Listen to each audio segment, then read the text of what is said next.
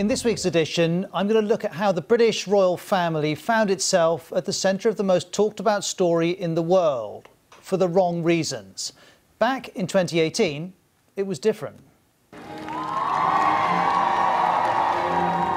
was a moment of joy. It was also a moment of change, a moment of difference and diversity for the royal family, from the guests to the performers to the service. They're going to have an impact long after I've flown back to the US. They're going to have an impact through their lives. And the difference was noticed and celebrated. It's kind of a big moment because we've never seen anyone like Meghan in the royal family. But now, less than 3 years later, Harry and Meghan have stepped back from royal duties. They live in California. They've been interviewed by Oprah Winfrey. And relations with the rest of the royal family are strained. Race is still part of the equation, but for very different reasons. Meghan told Oprah Winfrey she considered taking her own life during her lowest point. In a wide-ranging interview on CBS, she also spoke of conversations in the household about how dark their unborn son Archie's skin might be. We can't know what happened in that conversation. In the words of the palace, recollections may vary. And this is Prince William's response. Is the royal family a racist family, sir? No, we're very much not a racist family. What is certain is that the upset and the division within this family is real. And in the eyes of many, this is a lost chance to change and stay relevant. I think Meghan was a huge missed opportunity because Harry and Meghan were obviously screaming into their pillows, not being heard. After the interview, I thought, oh, that's it. The royal family have really quite blown it. The Independent put it this way. Meghan and Harry could have been Britain's greatest asset, but we screwed it up royally. And here's the former BBC royal correspondent Peter Hunt arguing that the monarchy failed in the 21st century to embrace a woman of African-American heritage. They've reverted to being white, predominantly male, and as things stand, a tad stale. And while the royal family would not accept that description, this definitely wasn't the plan. They really wanted this to work, and they will be looking very closely now at the reasons why it didn't. They're looking closely, so is a watching world. So why didn't it work? Why did this chance pass by? That, of course, is very hard to answer. But there are three apparent contradictions within the British monarchy that may help us understand.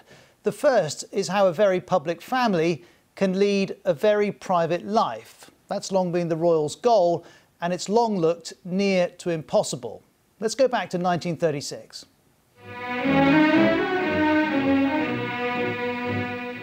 The British Empire faces an extraordinary crisis. Not for centuries have these Houses of Parliament witnessed so dangerous a political struggle. Shall King Edward VIII marry Mrs. Simpson? In fact, he abdicated to do just that. King Edward VIII's decision to marry the American divorcee Wallis Simpson mattered in part because it changed the head of state, but also because the public were voracious consumers of the royal soap opera. And that public glare has continued. In 1981, Prince Charles spoke about it. I don't know about Diana, but I'm more used to it, I think, probably now. Knowing for years that the camera's poking at you from every quarter and recording every twitch you make. So you can get used to a certain extent, and on those occasions you accept that that's part of it. I think if you don't try to work out in your own mind some kind of method for existing and surviving this kind of thing, you would go mad, I think. Each royal has to find their own method, says Charles. This current split connects to a disagreement over what method that should be. For Harry and Meghan, the method was simply to leave. Prince Harry has revealed that the pressure caused by newspaper reports damaged his mental health. In an interview with presenter James Corden, the Prince said his decision to move to the United States was what any husband and father would do. From 1936 to 1981 to 2021, we see the same tension, private versus public. But the idea that everything has to be kept in-house risks looking out of date. This is Hillary Clinton this week.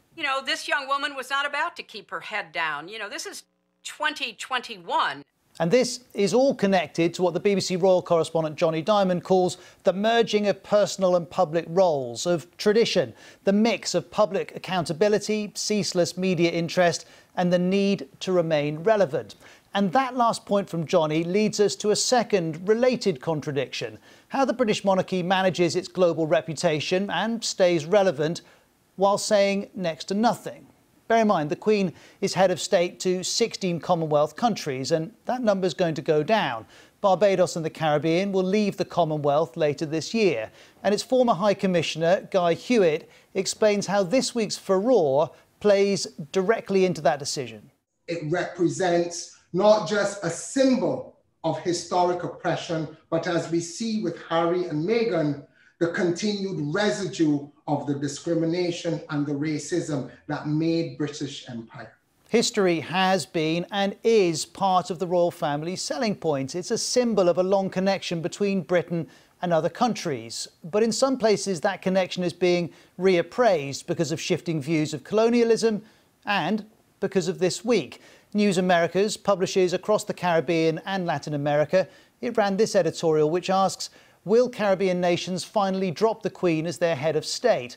The article goes on. If the Meghan-Harry tea spilling has revealed anything, it's the obvious racism that exists at the top of the so-called royalist ticket. Now, as we heard, the royal family denies there is racism, but this illustrates the challenge. A 2-hour Harry and Meghan interview creates one powerful impression.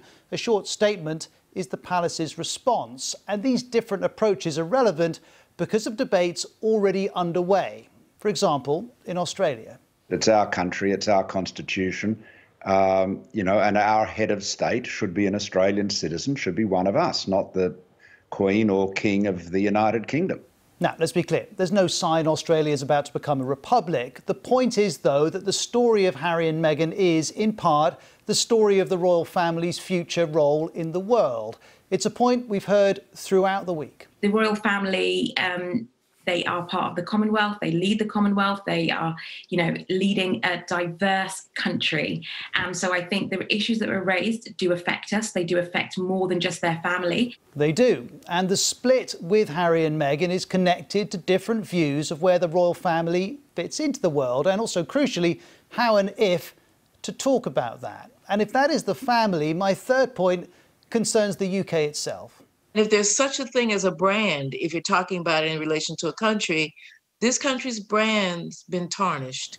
And to use Bonnie Greer's word, the royal family is part of the UK's brand. It's also central to the UK's sense of self. The British are enthusiastic royalists. Recent polls showed every age group supports the monarchy being the head of state.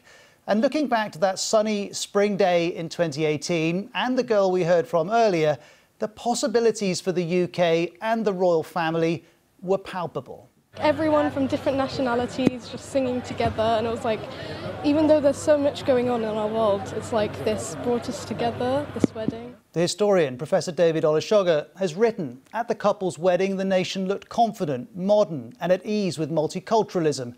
Was living up to that image really so difficult, he asks? Well, perhaps for the royal family, for parts of the British press, even for parts of the country, the answer is yes. Perhaps there is an unresolved contradiction in trying to reshape a hereditary monarchy to fit into a modern, multicultural, 21st century democracy. It is, at the very least, hard. We've seen that this week. It's also no surprise that an institution steeped in tradition moves at its own pace. The risk, though, is that it gets left behind.